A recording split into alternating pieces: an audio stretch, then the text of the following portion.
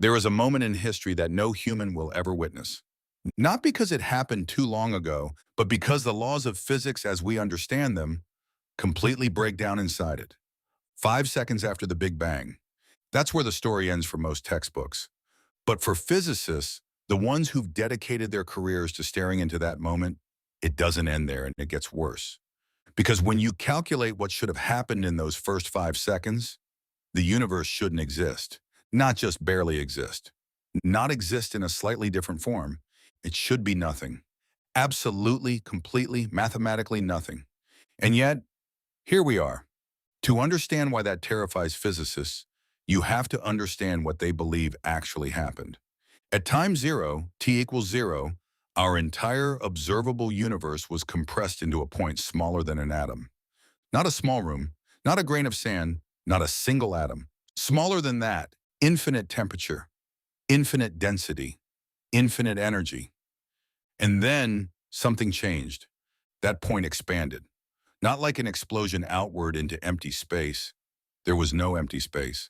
Space itself stretched. In the first fraction of a second, the universe grew from nothing to something. And in the chaos that followed, the four fundamental forces of nature, gravity, electromagnetism, and the two nuclear forces, were born. Everything you've ever seen, touched, or thought is made of particles that came into existence in those first few moments. Quarks, electrons, the building blocks of every atom in your body. All of it forged in fire so intense we cannot replicate it with any machine ever built.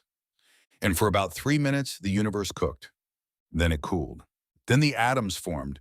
Then about 380,000 years later, light escaped for the first time. We can actually detect that light today. It's called the cosmic microwave background. It fills the entire sky in every direction. It is the oldest light in existence. It is a photograph of the universe as an infant. And when scientists study it closely, it raises a question they still cannot answer. Here is what the math says should have happened. When the Big Bang fired, it should have produced equal amounts of matter and antimatter. For every particle created an antiparticle. And when matter and antimatter meet, they annihilate each other. Completely, instantly. No trace left behind. If the universe began perfectly balanced, every particle of matter would have found its antiparticle. The annihilation would have been total. No stars, no galaxies, no planets, no atoms floating alone in the void. Just energy, spreading outward into nothing. The universe would have been the most silent, empty place imaginable. For this not to have happened, for you to be sitting here right now, something went wrong.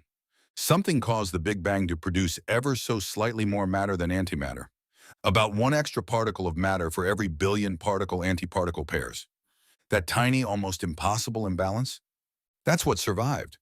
That 1 in a billion leftover, that's every star, every galaxy, every planet, every ocean, every person who ever lived. We are the rounding error. We are the cosmic accident that shouldn't be here. And physicists have no idea why it happened. They have theories. Beautiful, elegant, terrifying theories. But no proof. The leading name for this mystery is baryogenesis, and it remains one of the most unsolved problems in all of physics. Now back to those 5 seconds. In the first fraction of a second, physicists can model what happened with reasonable confidence. But there is a period, roughly between 1 second and 5 seconds after the Big Bang, that gets murky. During this window, something called neutrino decoupling occurred. Neutrinos, ghostly particles that can pass through solid lead for light years without stopping, broke free from the primordial plasma. They flooded the universe, and they influenced the ratio of protons to neutrons that would eventually become the atoms in your body. If that ratio had been slightly different, no carbon, no oxygen, no hydrogen in the right proportions for water, no life anywhere, ever. And the 5-second mark is where the uncertainty compounds. Because at 5 seconds, physicists hit the wall. The math gets harder. The equations resist. The models start predicting things that don't match what we observe. It's not that nothing happened after 5 seconds. It's that something happened in that window that we haven't explained yet. Something that shaped the universe so precisely that every constant of nature, the speed of light, the strength of gravity, the charge of an electron, landed at exactly the value needed for complexity to exist. Too strong, too weak, too fast, too slow, any direction, and nothing forms. Physicists call this fine-tuning, and it keeps them up at night. So why is it this way? There are three answers, and none of them are comfortable. The first, it's random. We won the cosmic lottery. Out of infinite possible universes, we happen to be in the one where the numbers work. No reason, no plan, just chance. The second, there are infinite universes. Every possible configuration of physics exists somewhere. We're in this one because this is the only kind where someone can ask the question. This is the anthropic principle, and it's either profound or a non-answer, depending on who you ask. The third, something we don't understand yet, determine these values.